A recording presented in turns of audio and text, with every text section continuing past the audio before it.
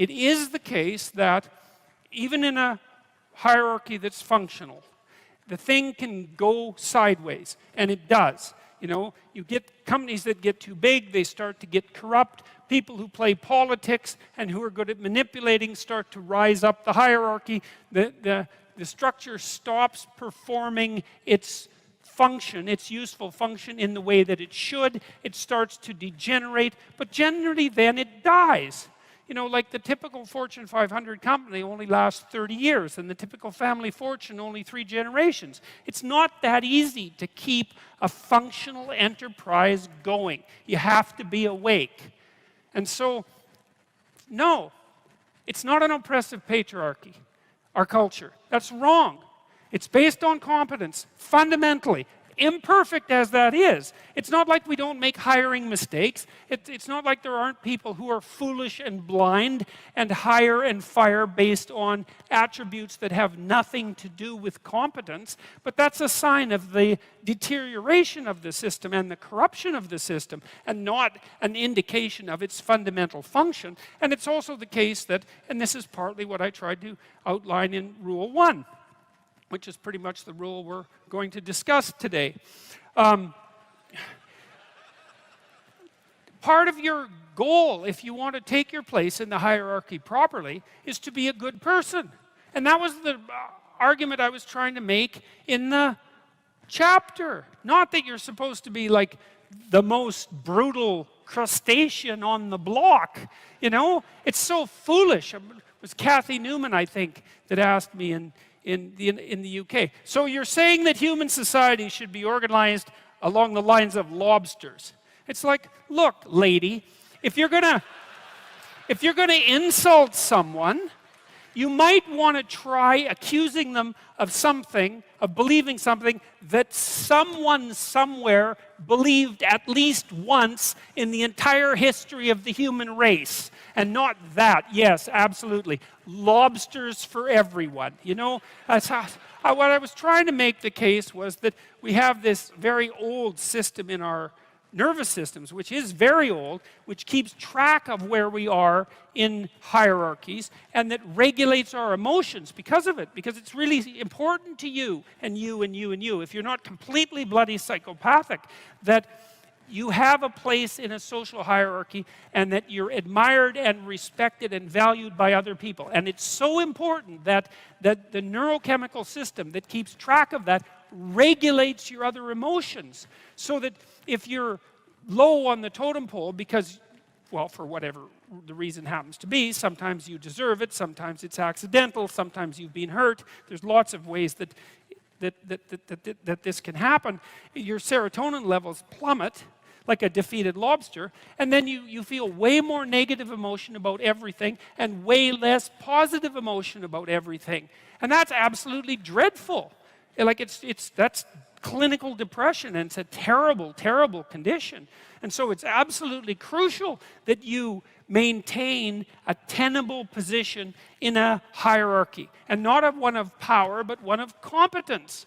And at least even if you're not in a position that's tenable, you're moving upward towards one that's tenable, because that at least gives you hope. You know, because maybe you're young and useless and you don't know what the hell you're doing. You're just getting started. And so you're low man on the totem pole, but it's not like you're stuck there forever. You do some decent work. I had some kid tell me the other day, it was really nice. It was just last night. It was at a comedy show I went to here, and a lot of the comedians knew us. Dave Rubin and I went in there, and so a lot of them knew us, which was quite interesting. And one of them said, God, you know, I was in a rough shape 2 years ago. I was just getting married. I just got married, and I was nihilistic as hell and depressed and bitter, and things weren't going well for me at all. And I was unemployed, and one of my friends got me a job. And he said, I didn't really like the bloody job. I didn't want to have the job, and I was kind of dragging my ass to the work and not doing it well. And I listened to one of your lectures, and it said, look, if you haven't got anything going for you, but you have a job, don't quit your job. Whether you hate it or not, it's like, man, that's what you're hanging on to the edge of the world with your fingertips, you know? Don't let go. Well, if you can find a better job, okay, fine. But you don't just quit, because then what? You're done.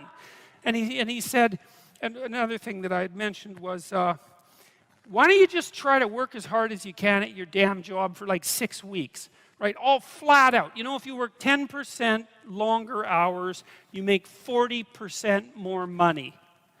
That's something worth thinking about. You know, you've got a job, maybe you show up 15 minutes early and you leave 15 minutes late. You know, and you actually work and your boss notices, because he would probably notice, and then maybe someone's going to get promoted and maybe it'll be you, because something's going to tilt the scales, and that little extra bit of work done without cynicism and resentment might be enough.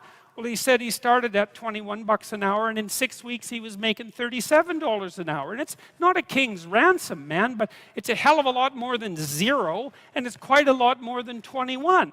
He said his life had turned around substantially because he learned if he put some damn effort into it. And I'm not trying to be Joe Optimist here. Like, I know that people hit runs of bad luck and that things can take you out of life, right? Unfortunate illnesses and betrayal, and like there's no shortage of randomness and horror that can wipe you out even if you're doing your best. But you don't have a better bloody plan than to do your best, and it tends to work a lot better than you think. And what's so interesting about the hierarchies that people set up is that that's how they're set up.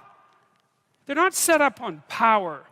They're set up on reciprocity and skill and trust. Not always. You know, and if you're in a job where you work hard and you're a good guy and you're doing your best and your boss is a bloody tyrant and you never get a break, it's like, okay, fine.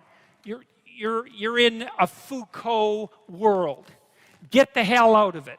You know, you get your resume set up, write your CV, fill in the educational gaps that you have, send out your 25 resumes a day, and prepare to make a lateral move, because you're in a bad place. But almost everywhere, and this has certainly been the case virtually everywhere I've worked, and I've had like 50 jobs, you know, if you go above and beyond the call of duty in an awake and intelligent way, interpersonally, socially, with regards to the diligence of your work, with regards to the truth of your attitude and your courage and all of that, that will work.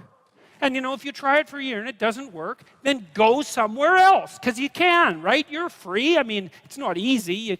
You can't just walk out the door and instantly find another job, but you're not enslaved. You could make a move. You could even decide that you're going to make a move and double your salary. You know, it's not a bad goal, and it's certainly a possibility. It's like, it isn't hierarchy. It's ethics that determines success in a functional society. It's ethics that determines success, not power. The rest of it's a bloody lie. And that doesn't mean that all our systems are perfectly ethical. You know, you got to be awake. If you're in a system, there's going to be some corruption in it. Part of what you're supposed to do is keep your damn eyes open for the corruption and your mouth speaking truth, so when the corruption starts to take root, you object to it so the whole damn system doesn't turn into a pathological power play. And that's part of your ethical responsibility as a conscious being, an ethical being, a religious being for that matter, and a citizen. You know? And you're charged with that. That's why you vote. That's why you're the cornerstone of your state, man. You're the what would you call? You're the wellspring of the ethical actions that replenish the dying world. That's what you are.